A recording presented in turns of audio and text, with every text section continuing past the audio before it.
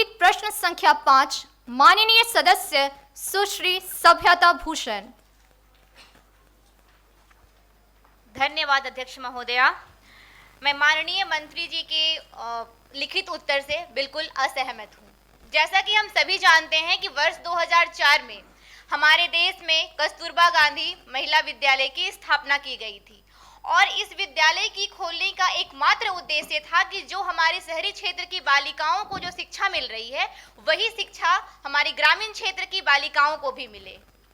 लेकिन वहीं दूसरी ओर अगर हम बात करें कि वहां पढ़ा रही महिलाएं जो शिक्षिका हैं, महिला शिक्षिकाएं, उनके लिए क्या आज तक आवास की व्यवस्था की गई है? जी नहीं महोदया।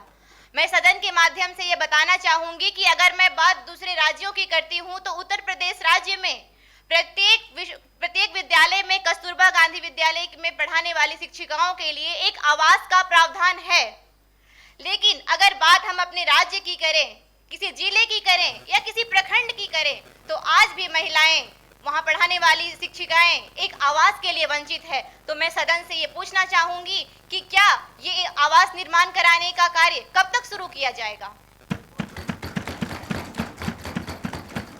जैसा कि हम सभी जानते हैं कि हमारे देश में पहले से ही पर्यावरण संबंधित कई सारे कानून, कई सारे विधेयक बन चुके हैं, लेकिन मैं इस सदन के माध्यम से पूछना चाहूंगी कि जो पहले से विधेयक बने हुए हैं क्या उनका हम अभी सही तरीके से अनुसरण कर रहे हैं?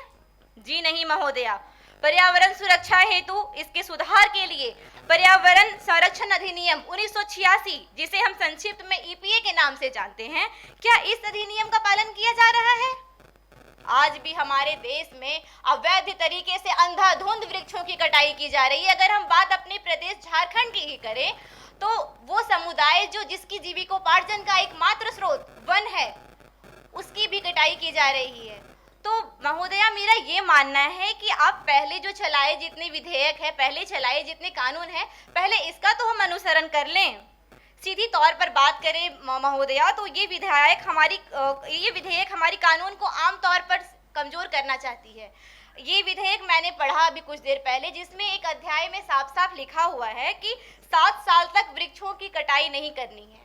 क्यों महोदया? 7 साल के बाद हम उस वृक्ष की कटाई क्यों कर सकते हैं? मैं पूरे सदन के माध्यम से ये पूछना चाहूंगी कि 7 साल के बाद क्या वो वृक्ष हमें ऑक्सीजन नहीं देती है? क्या उस वृक्ष से हमें ऑक्सीजन नहीं प्राप्त होता है? तो इस मुख्य बिंदुओं पर आप एक बार गौर फरमाएं। आईपीसी धारा 277 की अगर हम बात की जाए तो कोई भी इंडस्ट्रियल वेस्ट या फिर सीवरेज वेस्ट को बिना एसटीपी या बिना एटीपी के माध्यम से हम किसी भी जलाशय या फिर नदी तालाब में डायरेक्टली नहीं छोड़ सकते हैं। लेकिन आज भी हमारी राज्य सरकार इसे अनदेखा कर रही है, जिसका सीधा असर हमारे जीव जंतुओं के स्वास्थ्य पर जा रहा है। और आखिरी में ये कहना चाहूंगी कि दूसरी ओर अगर हम आईपीसी धारा 278 की बात करें तो आज भी हमारे देश में प्रॉपर फिल्ट्रेशन के बगैर वायुमंडल में ऐसे गैस छोड़ दिए जाते हैं जिसका सीधा प्रभाव हमारे वातावरण के साथ साथ मनुष्य के स्वास्थ्य पर नकारात्मक प्रभाव डालती है। तो महोदया, मेरा ये आप सभी से निवेदन है कि पहले पुराने चलाए जा रहे जितने विधेयक हैं उस पे कार्य करें। और अंततः मैं यही कहना चाहूंगी कि रोज रोज ऐसे नए नए अधिनियम, नए नए कानून लाने से व्यर्थ है कि हम जितने पुराने कानून हैं उस पे अच्छी तरीके से अमल करें। धन्यवाद। तुम्हारा वो ग्रेजुएशन में साइंस था कि ह्यूमैनिटीज था, कला था कि विज्ञान था? नो सर, मेरा विज्ञान था। विज्ञान था तो CO2 तुम कैसे लिखी हो बेटा? Carbon dioxide. हाँ तो वो स्मॉल काहे कर दी हो बेटा? नो सर, मैंने वो कैपिटल लिखा था सर, लेकिन जो प्रिंटिंग मैंने करवाया ना सर, ये CO और कैपिटल O हो जाए तो वो CO में क्या अंतर है बता? सर वो एक ऑक्सीजन का देखा जाए तो ऑक्सीजन जब हम लोग लिखते हैं तो 2 उसकी मात्रा होती है, बट कार्बन डाइऑक्साइड यानी कि उसकी नहीं, मैं पूछ रहा हूँ कि C स्मॉल O हो जाए और C कैपिटल O हो जाए तो दोनों में क्या अंतर है? सर सिंगल कैपिटल का मतलब होता है सिंगल, और अगर हम लोग डबल ओ लिखते हैं या फिर स्मॉल ओ लिखते हैं, दैट इज कि उसे हम लोग सेपरेट कर देते हैं। मैं एक बार प्रश्न और स्पष्ट करता हूँ। सर का पूछना ये है कि CO जिसमें O स्मॉल में लिखा गया हो तब वो क्या है, और CO जब O कैपिटल में लिखा गया है तब वो क्या है, दोनों में कोई अंतर है क्या? यस सर, अंतर है। एक ऑक्साइड का डिवीजन हो जाना स्मॉल, और सिंगल अगर ऑक्साइड कैपिटल। मैं समझ रही हूँ बेटा। क्लोरोफ्लोरोकार्बन का उल्लेख किया है आपने। Yes sir. क्लोरोफ्लोरोकार्बन के बारे में थोड़ा बताइए। सर ये एक तरह का हार्मफुल गैसेस होता है जो कि हमारी जब क्लाइमेट में आता है तो हार्मफुल गैसेस निकलते हैं उनसे। आता कहाँ से है बेटा? ये किस उपकरण से ज्यादा आता है? कहाँ ये ज्यादा क्लोरोफ्लोरोकार्बन कहाँ से निकल रहा है? सर हम ये क्या जो इस्तेमाल पॉल्यूशन जो हो रहा है हमारे क्लाइमेट में सर, जैसे कि कोई कारखाना से जो धुआं निकलता है तो उस धुएं से सब गैसों का। बेटा क्लोरोफ्लोरोकार्बन कहाँ से निकलता है? किस उपकरण से, किस यंत्र से, किस गैजेट से? क्या यूज हम लोग कर रहे हैं घर में जिससे क्लोरोफ्लोरोकार्बन निकल रहा है हमारे घर से? सर हमारे घर से देखा जाए तो गैसेस होते हैं, और फिर जो बल्ब होते हैं वो सबसे CFC निकलते हैं सर। एयर कंडीशनर और रेफ्रिजरेटर से क्लोरोफ्लोरोकार्बन निकलता है, आपको पता नहीं है? सर मैंने फैन बोला सर, फैन बोला, रेफ्रिजरेटर्स भी होते हैं सर। अच्छा ये बताइए NDC क्या है? NDC सर ये एक नेशनल NDC सर, NDC ये एक नेशनल क्लाइमेट के लिए सर ये पैनल बनाई गई है। इसके बारे में मुझे पूरी जानकारी नहीं है सर। अच्छा, पेरिस एग्रीमेंट क्या है?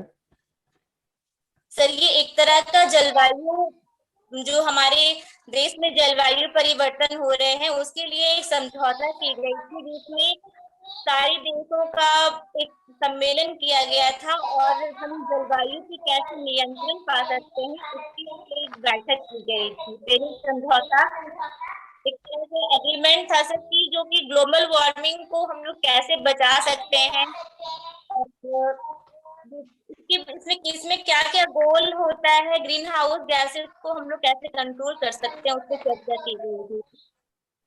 ये 12 दिसंबर 2015 को की गई थी पेरिस समझौता। भारत ने कितना हेक्टेयर एरिया में जंगल बढ़ाने का लक्ष्य रखा है? भारत में जंगल कितने हेक्टेयर, तो मुझे प्रतिशत में बता दीजिए बेटा, कितना परसेंट बढ़ाना चाह रहा है भारत? कितना है और कितना चाह रहा है? परसेंट में बताइए सर। अभी तो 27% है, और कितना बढ़ाना चाह रहा है इसके बारे में मुझे। ठीक बेटा, थैंक यू बेटा। Thank you sir. सबसे पहले तो बहुत बहुत धन्यवाद। एक छात्र होने के नाते मैंने कभी सोचा नहीं था कि मैं इतनी जल्दी इस विधानसभा के अंदर प्रवेश करूंगी। सबसे पहले तो आपको पता होगा कि ये हमारी झारखंड सरकार सबसे पहली बार हमारे राज्य में छात्र संसद का आयोजन कर रही है। ये काफ़ी सकारात्मक पहलू हमारे बीच दर्शाता है, क्योंकि हम विधायिका की जितने कार्य, संसद के जो कार्य होते हैं उसे हम आज तक टीवी के माध्यम से देखा करते थे, लेकिन ये पहली बार हुआ कि हम प्रत्यक्ष रूप से विधानसभा में जितनी कार्रवाई होती है उसे देखने का मौका मिला। तो ये हमारे लिए बहुत गर्व की बात है। और प्रोसेस आप लोगों को पता है, पहले कॉलेज स्तरीय हुई थी जिसमें 58 स्टूडेंट्स थे हमारे टोटल कॉलेजेस से। उसके बाद यूनिवर्सिटी लेवल, यूनिवर्सिटी में भी 48 कैंडिडेट्स थे। फाइनली वहाँ से मैं सेलेक्ट हुई और 98 पार्टिसिपेंट्स ऑल ओवर झारखंड से थे, जिसपे मैं अपने गिरिडीह ज़िले से सेलेक्ट हुई हूँ। और मेरा शुरू से था कि मैं जितने भी ज्वलंत मुद्दाएं हमारे देश या राज्य में चल रही है, क्लाइमेट चेंज अभी का वैश्विक मुद्दा बना हुआ है, तो मेरा कहीं ना कहीं ये धारणा था कि मैं अगर वहाँ मुझे जाने का मौका मिलता है तो मैं ज्वलंत मुद्दा को लाऊं। विशेषकर मैं एक साइंस डिपार्टमेंट से हूँ, मैंने MSc इन जियोलॉजी किया हुआ है, तो मुझे था कि मैं अपने क्लाइमेट की जो अभी कंडीशन हमारी कंट्री में बनी हुई है उस विषय पर कुछ रख पाऊँ। और मुझे विपक्ष में कहना था, फिर भी मैंने विधेयक में अपनी बातों को काफ़ी शालीनता से रखा। बेशक अगर मुझे मौका मिला तो मैं महिलाओं के लिए एक अलग नज़रिया से देखती हूँ उन लोगों को। आज भी जो बात सच है, ये बहुत कड़वी सच्चाई है कि हमारी महिलाएं काफ़ी पीछे हैं। धीरे धीरे उन्हें विकसित करने का काम किया जा रहा है, तो मैं विशेषकर महिलाओं के लिए कार्य करना चाहूँगी, उनके उत्थान के लिए, उनकी शिक्षा के लिए मैं कार्य करना चाहूँगी। मैं पुनः पूरी विधानसभा द्वारा आयोजित लाइव JVS TV को एक बार फिर से धन्यवाद देना चाहती हूं, जिन्होंने मेरा हर संभव हमारा ध्यान दिया, ज्ञान दर्शन दिया और काफ़ी सपोर्ट किया। इवन मैं फिर से पूरी विधानसभा के एक मेंबर्स को, entire family of Vidhan Sabha, I give to very big thanks to each and everyone who always supported me, guided me, specially PRS की टीम जिन्होंने दिन रात एक करके हमें ट्रेनिंग दी। उन सभी को मेरा तहे दिल से धन्यवाद।